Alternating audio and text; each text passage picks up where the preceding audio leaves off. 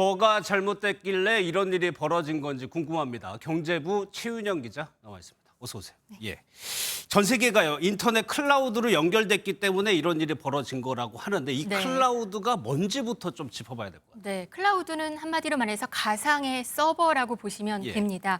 기업들은 많은 데이터를 저장하고 또 운용을 해야 되다 보니까 이 클라우드가 필요한데 클라우드를 위한 데이터 센터를 짓자 하니 설치와 관리에 막대한 비용이 들게 됩니다. 그렇다 보니까 아마존, 마이크로소프트, 구글 등 이 빅테크 기업의 클라우드 서비스를 많이들 이용하게 되는 겁니다. 그러면 이번에는 뭐가 문제였나요? 네, 파악해보니 상황은 두 가지였어요. 우선적으로는 미국 지역에 MS 클라우드에 오류가 잠깐 있었고 그건 금방 해결이 됐다고 하는데 그 다음에 미국 사이버 보안 업체 크라우드 스트라이크가 보안 소프트웨어를 업데이트하는 과정에서 마이크로소프트사의 운영체제인 윈도우랑 충돌을 일으키게 된 겁니다. 그래서 MS 클라우드 서비스의 차질이 그렇게 빚어지게 된 겁니다. 이 크라우드 스트라이크라는 이 보안 업체는 전 세계 2만 개 이상의 기업 고객을 보유하고 있는 사이버 보안 업계 2위입니다. 근데 이 시스템을 쓰는 경우에 부팅을 할 경우에 화면이 파란색으로 되면서 먹통이 된 건데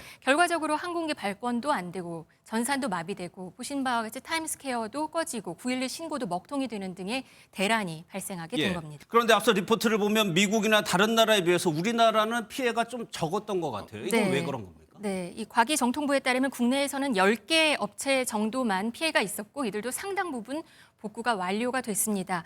보신 바와 같이 저비용 항공사 LCC 3사가 사용하는 시스템에는 그 나비테어라는 게 있었는데 이게 MS의 클라우드를 통해서 서비스가 되는데 여기에 장애가 나타나면서 발권이 안 된 거죠. 그래서 결국 수기로 하다 보니까 줄줄이 지연이 된 거고요.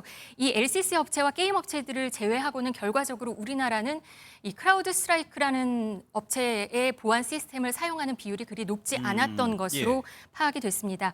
공공기관들은 국정원 인증 등을 거쳐야 하는 까닭에 네이버나 KT 클라우드 등 국내 업체를 이용하는 경우가 대다수였고요. 또 병원이나 공항 등은 또 자체 서버를 운영하고 있었습니다. 이번에 뭐 우리가 피해가 적었다고 하더라도 앞으로 더 큰 일이 벌어질 수가 있을 텐데 미국 같은 경우에는 완전 복구까지 상당한 시간이 걸리는 것 같아요. 네, 외신에 따르면 완전 정상화까지는 며칠 아니면 몇 주가 더 걸릴 수도 있다고 그렇게 예상을 하고 있습니다.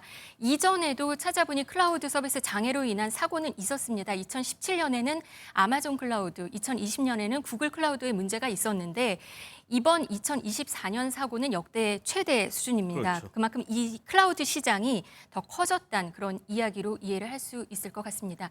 이번 사태는 전 세계가 인터넷으로 이어진 초연결 사회가 지배적인 시스템의 장애로 얼마나 큰 영향을 줄 수 있는지, 얼마나 큰 위험에 빠져들 수 있는지를 상징적으로 보여줬습니다. 그렇죠. 잘 들었습니다. 최윤영 기자였습니다.